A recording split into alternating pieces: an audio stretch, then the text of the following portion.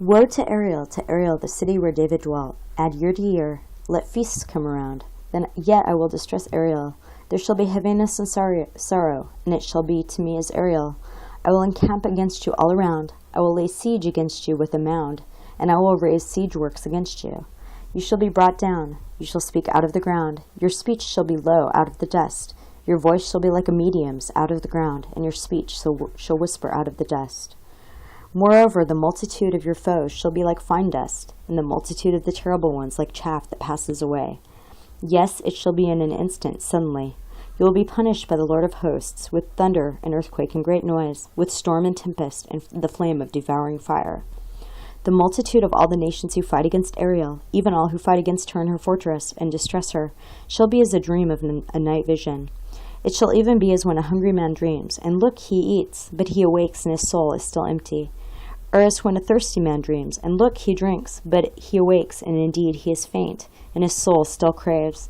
So the multitude of all the nations shall be, who fight against Mount Zion. Pause and wonder, blind yourselves, and be blind. They are drunk, but not with wine. They stagger, but not with intoxicating drink.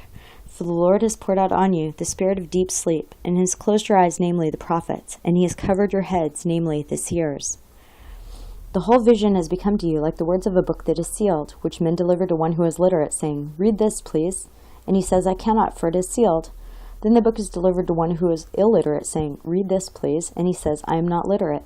Therefore the Lord said, Inasmuch as these people draw near with their mouths, and honor me with their lips, but have removed their hearts far from me, and their fear toward me is taught by the commandment of men, therefore, behold, I will do again a marvelous work among this people, a marvelous work and a wonder. For the wisdom of their wise men shall perish, and the understanding of their prudent men shall be hidden. Woe to those who seek deep to hide their counsel far from the Lord, and their works are in the dark. They say, Who sees us, and who knows us? Surely you have things turned around. Shall the potter be esteemed as the clay?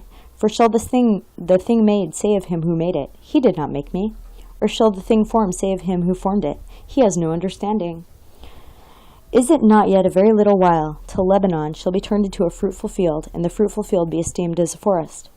In that day the deaf shall hear the words of the book, and the eyes of the blind shall see out of obscurity and out of darkness. The humble also shall increase their joy in the Lord, and the poor among men shall rejoice in the Holy One of Israel. For the terrible one is brought to nothing, the scornful one is consumed, and all who watch for iniquity are cut off. Who make a man an offender by a word, and lay a snare for him who reproves in the gate, and turn aside the jest by empty words. Therefore thus says the Lord, who redeemed Abraham concerning the house of Jacob, Jacob shall not now be ashamed, nor shall his face now grow pale. But when he sees his children, the work of my hands in his midst, they will hallow my name, and hallow the Holy One of Jacob, and fear the God of Israel. These also who erred in spirit will come to understanding, and those who complained will learn doctrine.